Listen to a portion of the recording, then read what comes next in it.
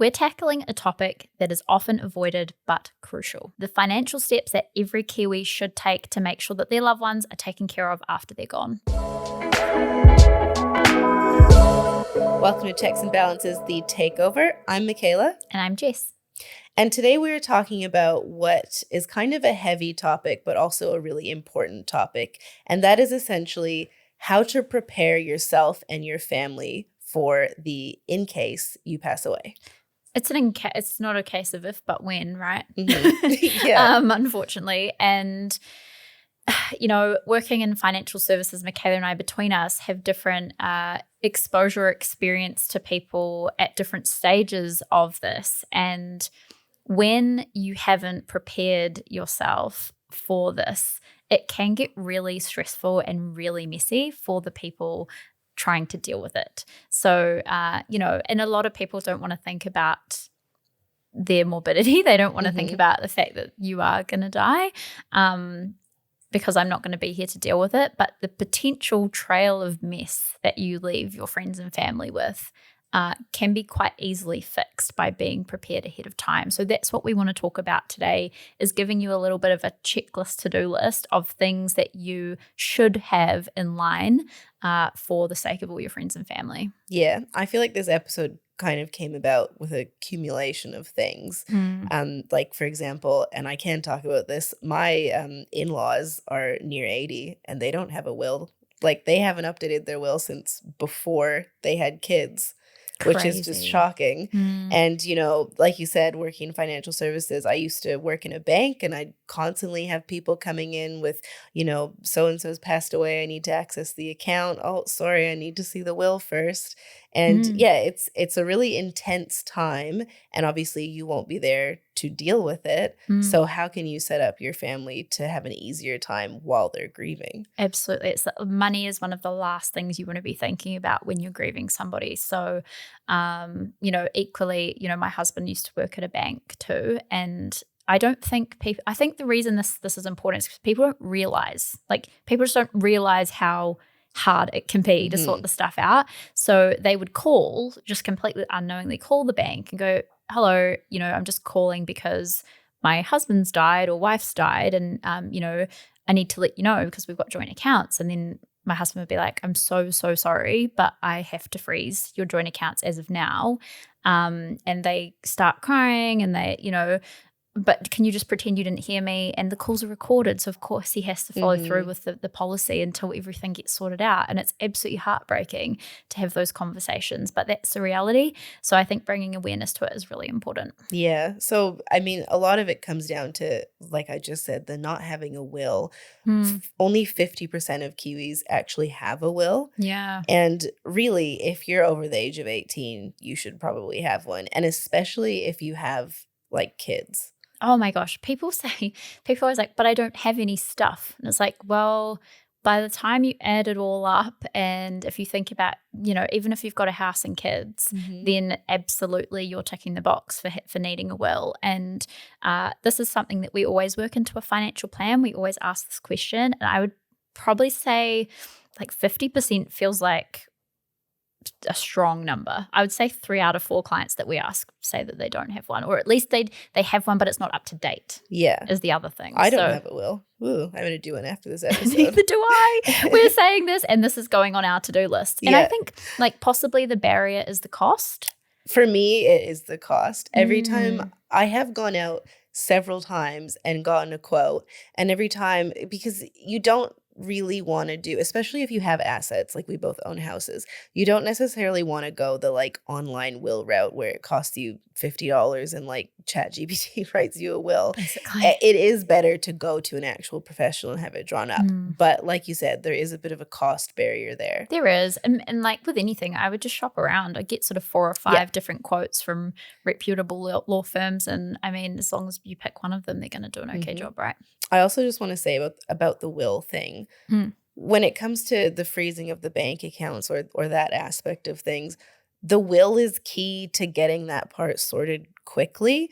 Like when I was in the bank, it was kind of like if you came to me and you said, so-and-so's passed away, I'm the executor, here's the will, here's all the legal documentation, great, you can bring me any bill that's associated with the funeral for that person or the cost for that person, and Yeah. I can give you the funds to deal with that. Whereas if there's no will or nothing set in stone, then potentially your family's on the hook for paying for all those costs up front until it gets sorted. Yeah. And so you might ask, well, what happens if I don't have a will? That's what people call probate. So, probate is the legal process by which the High Court confirms the validity of a deceased person's will and grants the appointed executor the authority to administer the estate. So, a lot of big words, legal terms, but basically you will have to go through probate regardless, but having that will just means it's going to be a lot less painful for the people that have to deal with it. And also an up-to-date one, because that probate thing, that length of time, if it's been done years and years ago and someone has something to say about it, they want to dispute it, those are the kinds of things that get worked out during that probate. So point number 1, get yourself a will, make sure it's up to date. Point number 2, the executor thing. So appointing a reliable executor. This is a really interesting one because some people have their lawyer, right? Some people, it's just like their solicitors appointed as the executor. My mum, I don't think she'll mind me saying, recently asked if my husband could be her executor. Oh. I know. Oh, that's cute. I know, isn't nice. it? I think he was quite flattered. He got the phone call, like, could you please? And so, somebody that you trust and somebody that you've asked, you have to tell them. So if Blade hadn't had, imagine we get to that point and Blade's like, oh, shoot, I had no idea. So asking them, explaining what the role actually means, but just appointing somebody that you know is going to carry things out in the way that you would want. Yeah, so aside from a will, there's also some other financial housekeeping you can kind of do to make sure your family is prepared. Mm-hmm. And I think that can be things like organizing your financial documents, so making sure you have like a clear list of assets and liabilities and maybe your account details so that they can gain access to those things easier. Yeah, for sure. Potentially considering joint ownership of things or beneficiaries for those assets or liabilities. God forbid you pass on your liabilities. Yeah, oh my gosh. And then just maybe setting aside funds for those expenses, like having an account that has, funds in it in case of death. The cost of funerals on average in New Zealand is 10 grand, and anyone who has planned or organised a funeral can tell you it's upwards of that. Even just holding the person between when they pass and maybe are cremated, that you'd be surprised the costs that come up throughout this process. This is the thing too, is like, for me, I would never think about those things. I'd just go, oh yeah, just cremate me. I don't care. Cheap. Yeah. It's not actually cheap. No, everything comes at a price. And I think very closely tied to this is reviewing and updating your insurances. So you should always have an insurance advisor looking after, your life, trauma, income protection. And this is all tied into this stuff, right? Making sure it's still relevant for you and your situation. And sharing that documentation as well with someone that you trust. I've actually got a friend who she's given me, she's compiled these documents, so all of the relevant financial information. She's sent it to me password protected and then separately sent me the password. So if she unexpectedly dies, I have access to all the stuff that I need to have access to sort it out. Wow, trust your friend. I know, yeah. Obviously that's somebody that's in your circle, right? Yeah. And then it also can be, like you said earlier, if you've chosen an executor and you've told them, hey, you're going to be my executor, maybe that's the person you're passing that info on to. That makes the most sense. Yeah. Your passwords for digital platforms, not necessarily just your bank accounts, which I know the bank doesn't want you to share your passwords for anything, but even like if you think about the age of social media and all of the stuff that we keep on our computers or on our phone, sharing that information with someone I also think is really important, because like there's all your life is on your phone or your laptop, and that could be really important for someone to gain access to. Yes, I think that Apple have just released a feature, like a legacy feature, they right? have, yeah. So setting that up could be an idea, whether you've got a spouse or a friend that you trust to sort of crack into your phone once you're gone if it's needed. I know like Facebook have settings where you can let somebody else take over the account. I was just thinking about this, which I think is interesting because isn't it strange? It keeps kind of the profile alive. But I don't know.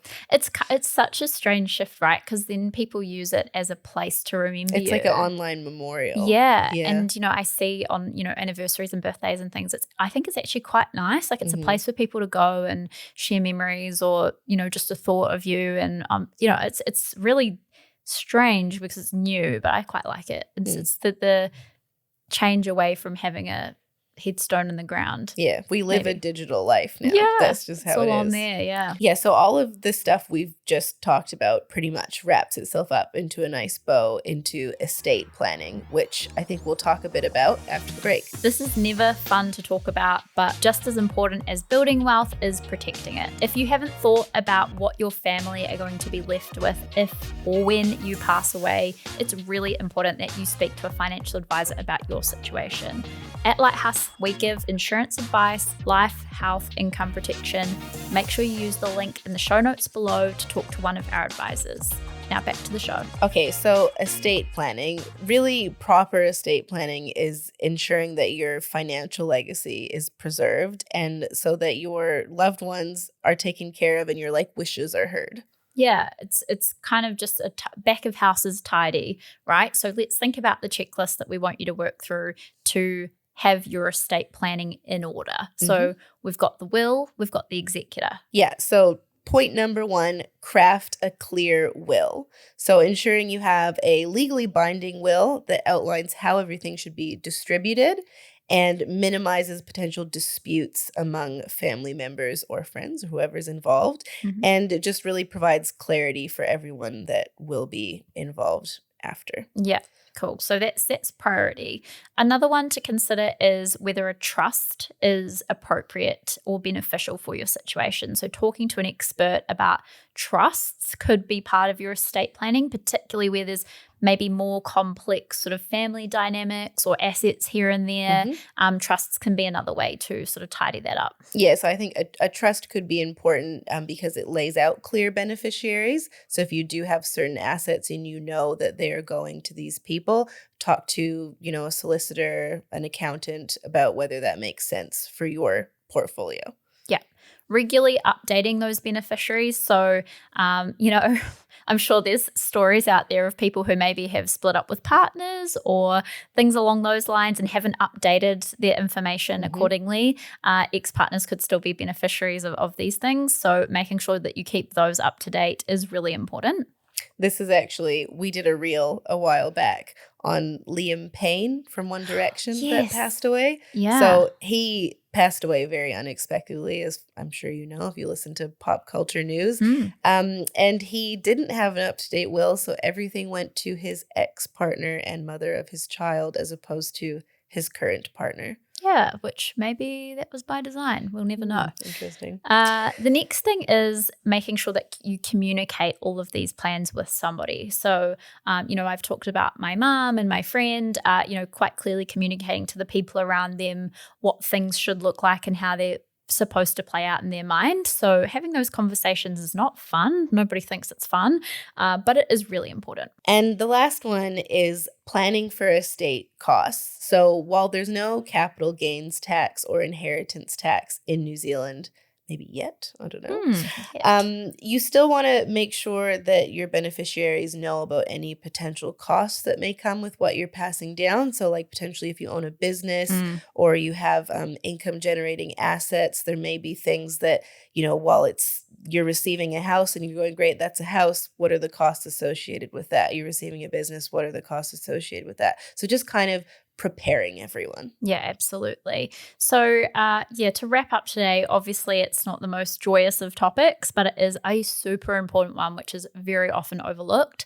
So we really do encourage you to surround yourself with experts who work in the space all the time, get all of this stuff in order because you'll be doing your loved ones a massive favor. Yeah, you don't want to be the person that's scrapping over the bank teller's desk, months after a funeral, trying to figure out what money you can and can't take out. So, nightmare. Things to consider. Absolutely. Thank you so much for listening to this episode. Thank you to Lighthouse Financial for sponsoring. And don't forget to like, review, and subscribe. We'll see you next time. Bye.